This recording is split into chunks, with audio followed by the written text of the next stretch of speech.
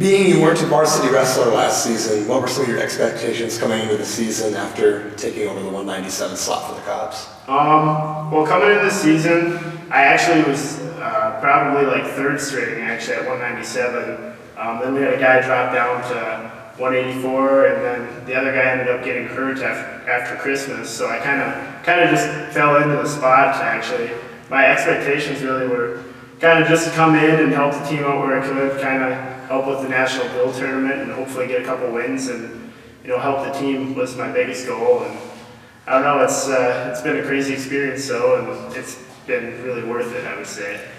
Yeah, you had a really good regular season after Christmas. I mean, for being the third guy and coming in and just, being a fill-in, just somebody to fill that spot. But what were your expectations heading into the regional meet? And did you think you had any kind of realistic shot at qualifying for the national tournament? Coming into the regional meet, I was actually 6-9 on the year, but I had wrestled a lot of really tough opponents at that point. So I had a losing record coming in. I knew I would have to wrestle really well in order to make it to the national meet, but I knew it was a realistic opportunity. Kind of the main thing is a lot of the guys in our region, they don't wrestle a level of competition that we wrestle normally during the regular season. So coming in was, I knew that the other guys had a lot more wins than me, but it was a realistic opportunity to make it to the national tournament. And describe some of those feelings that go along with making the national tournament now that you've, gone through it. And what was it like, after you ended up winning that last match to qualify?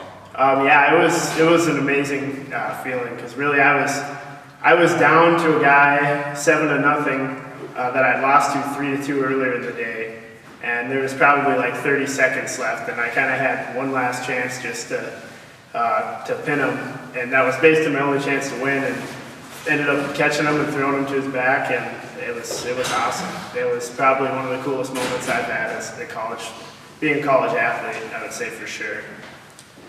So now, being that most people don't even expect you to be there, how do you approach the national tournament, the stage that goes along with it, and what are your expectations for it? Yeah, coming into the national tournament, I'm just coming in the same way I did for regionals.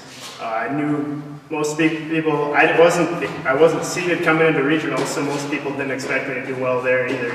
So I'm just kind of taking the same approach, wrestling my style, and hopefully pull out a couple wins and kind of go from there, I guess.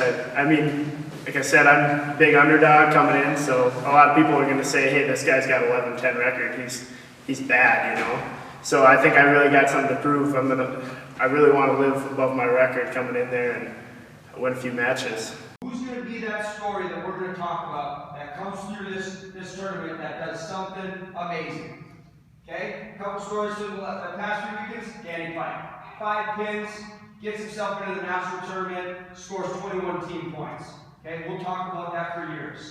Who's going to be that story? Who's going to be that guy